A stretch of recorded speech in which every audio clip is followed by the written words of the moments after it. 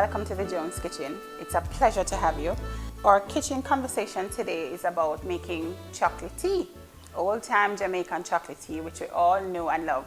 All that you will need, you need the cocoa balls, which typically you can find in a lot of supermarkets. I make it with cinnamon leaf, grate some nutmeg, coconut milk, and condensed milk. How I learned to make cocoa tea, my mother used to make it at home, and I grew up learning that you would grate the cocoa, the ball, the chocolate ball. But I have a secret to share with you. There is no need to grate the chocolate balls, and in fact I'm offended by how much time over the years I've taken grating chocolate balls, and it's not necessary. Because when you put it in the pot and the water boils, it naturally melts. Come, I'll show you how it's done. We have the cocoa balls, chocolate balls, and we have on the stove a pot with water. It's boiling already. We're just gonna put in our balls. For a pot this size, we would use one ball, 2 maximum, because it makes up a rich tea. So we're gonna put this in. We're gonna put it in with the cinnamon leaf, and we're gonna grate some nutmeg.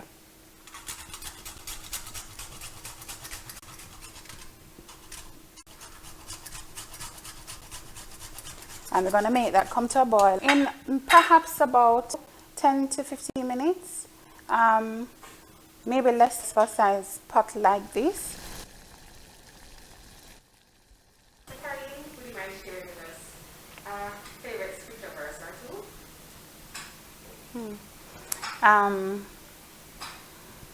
All things work together for good to them that trust the Lord and are called according to his purpose. That has kept me, and I've seen that work out in so many instances where on the face of it, the pieces don't look right, things are not going well, but I see the Lord's hand working it out.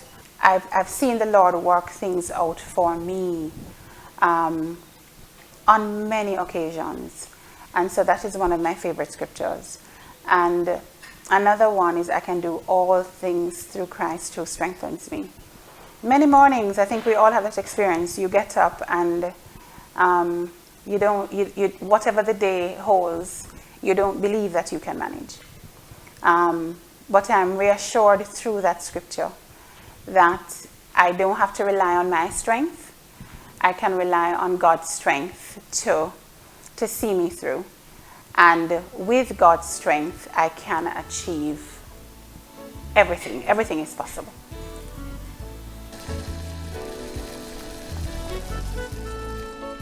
This is all nice and boiled. You end up with it looking like this.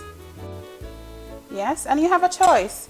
You can either strain at this particular point once it's all nice and boiled out. For now, I'm not going to strain it because I've used the Pleasant Hill, I think, brand of chocolate, and I find that that one is very smooth, and you actually don't have to strain it. So what we're going to do immediately is I'm just going to I can actually turn off the stove, and I can actually start the process to put in the other ingredients. So I'm adding now the coconut milk, and you are going to put as much as suits you, and let the color of the tea that you want guide how much coconut milk, how much condensed milk and so on you're going to use.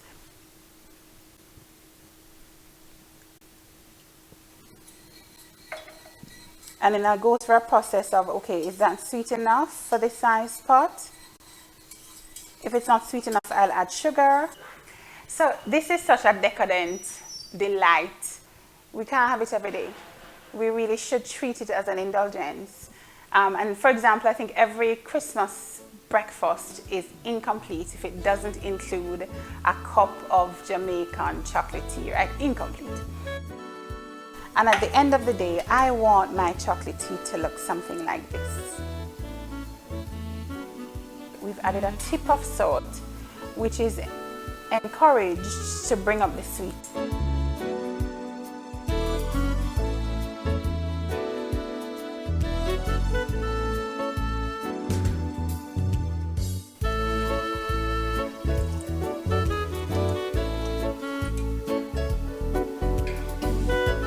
And so here we have it.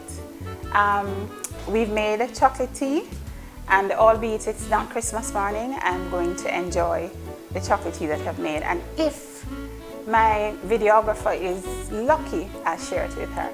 Thank you so much for joining us on Kitchen Conversations. Be blessed.